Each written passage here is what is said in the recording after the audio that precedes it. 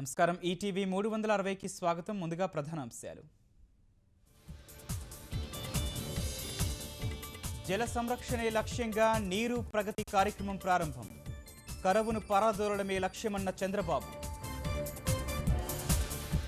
అమరావతి టౌన్షిప్లో 20 ఎకరాల్లో తాత్కాలిక సచివాలయం.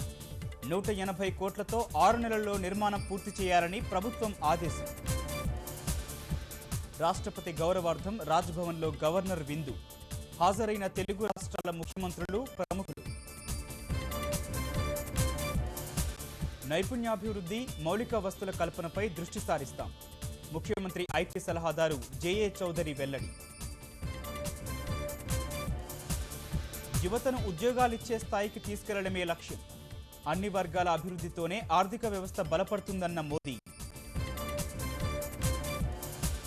మద్య నిషేధంపై కేరళ నిర్ణయాన్ని సమర్థించిన సుప్రీంకోర్టు. కొత్త విధానం ప్రకారం 5 నక్షత్రాల హోటళ్లలోనే విక్రయాలు. దేశంలో ఉగ్రదాడుల ముప్పు ఉందన్న నిఘా వర్గాలు.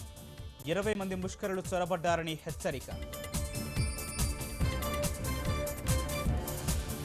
అద్భుత నైపుణ్యం, ఖ్యాతి ఖండాంతనం. అయినా ఏటికొప్పాక లక్కబొమ్మలకు గడ్డుకాలం.